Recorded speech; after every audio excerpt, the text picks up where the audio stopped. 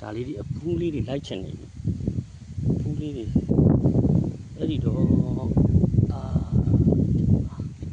ကျွန်တော်တို့၄လပိုင်းကနေစပြီးတော့စိုက်ထားတယ်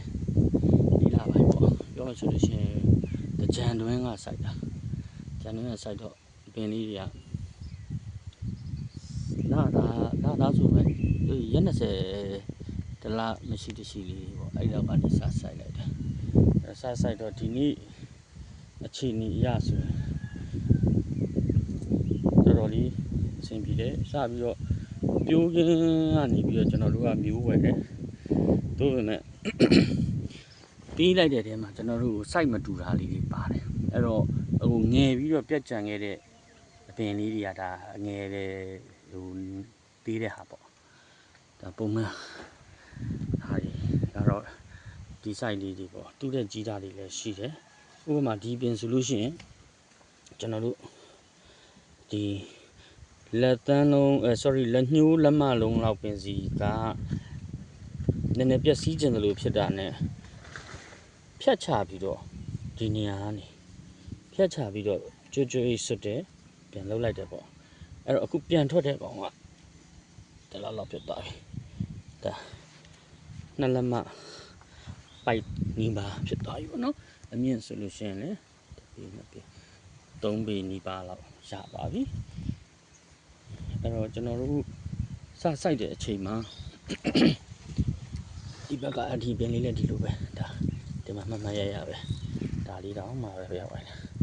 ဒါဂိုင်းဖြတ်ပြီးတော့ပြန်ထွက်လာဆိုဒါလေးအဖူးလေးတွေလိုက်ချင်နေပြီအဲ့တော့ကျွန်တော်တို့ကနေရမ်းပူတဲ့အချိန်မှာစိုက်တယ်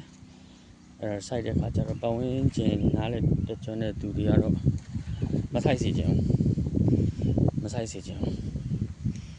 ဒါပေမဲ့နေပူမိမှာဆိုလို့ဆိုပြီးတော့ငုံကြီးကြတော့များသွားတာပေါ့ကျွန်တော်တို့ဒီမှာဆိုလဲဖူးလေးလိုက်တယ်ကျွန်တော်ဒီတိုင်နေဆိုတာဒါအပေါ်ကနေစားပြင်းအပြည့်ကို4 ဧကလောက်ကိုဒီပေါင်းစားပြင်းနေမိုးပလိုက်တယ်အခုမိုးရွာတဲ့ခါကျတော့အပင်ကအခုဒါဘာပဲဖြစ်ရလက်လေးကောင်းတယ်လို့ထင်တာပဲဗျာနော်အစင်မပြေတဲ့အပင်လေးတွေလည်းပါတယ်အကုန်လုံးကတော့ချောမောတော့မဟုတ်ဘူးဒါတွေဆိုလို့ရှိရင်အခြေအနေမကောင်းတဲ့တဲမှာပါတယ်ဒါတွေဖယ်ရမှာဒါတွေဖယ်တဲ့နေပူရင်ပြလာခြင်းတဲ့အနေထားရှိတာပေါ့ဒီမှာပူဟုတ်လားအဲ့တော့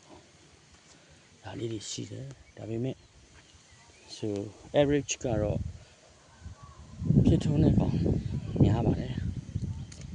ပင်ငယ်လေးတွေလည်းပင်ငယ်အလျောက်အဆင်ပြေပါတယ်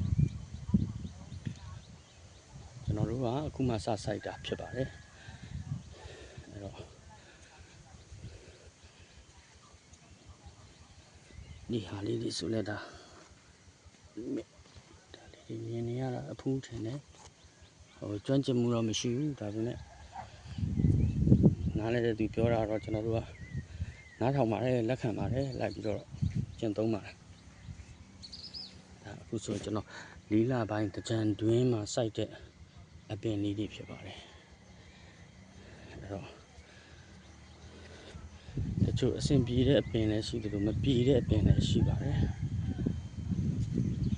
မပြေသေးတဲ့အပင်လို့တော့ထင်တာပေါ့နော်အဲ့တော့ဒီဟာဆိုရင်အရွယ်ငယ်ပါတယ်ဒီပဲဆိုလို့ရှိရင်တော့စိုက်ကြီးကိုစစိုက်တဲ့အခါဖြစ်ပါတယ်